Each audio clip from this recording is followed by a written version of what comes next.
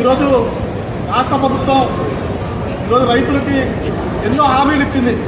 ఎన్నికల్లో వరంగల్ డిక్లరేషన్లో చెప్పింది మీరు 15,000 రూపాయలు ఇస్తూ ఉన్నారు, కానీ 12,000 అన్నారు. ఆ 12,000 కూడా తిప్పలేదు.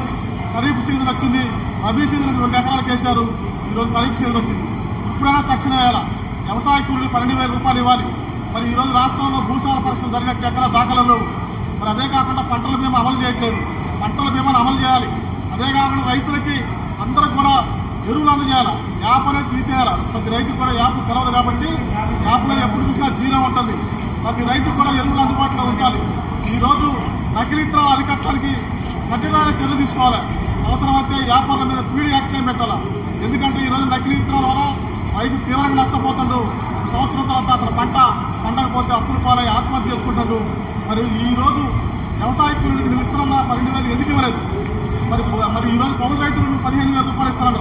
మరి కౌలు రైతులు ఏమయ్యారు? మరి రైతులకు ఖచ్చితంగా ఇప్పుడు వర్షాలు పడుతున్నాయి కాబట్టి మీరు ఈ రోజున మరి ఒడ్లు రకాలు 33 రకాల నుంచి మీరు 7 రకాలు చేస్తున్నారు. ఆ 7 రకాల విత్తనాలు అందుబాటులో ఉన్నాయా రైతుకి?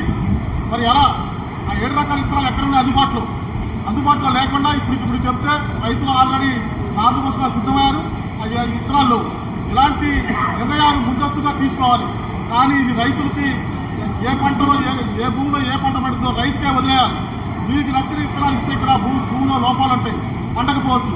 కాబట్టి ఖచ్చితంగా రైతులను ఆదుకోవాల్సిన పరిస్థితి ఉంది. ఖచ్చితంగా రాష్ట్ర ప్రభుత్వం మీ అందరూ కూడా రైతులకు ఇచ్చిన హామీలను కూడా అమలు చేయకపోతే కిసాన్ మోర్చా ఆందోళన మీరు పెద్ద ఎత్తున ఆందోళన చేపట్టడం జరుగుతుంది. మీరు ఖచ్చితంగా ఇచ్చిన హామీలు అమలు చేయకపోతే రాబోయే కాలంలో కాంగ్రెస్ ప్రభుత్వానికి ఖచ్చితంగా ప్రజలు బుద్ధి చెప్తారు. జై జవాన్, జై కిసాన్, జై జవాన్, జై కిసాన్.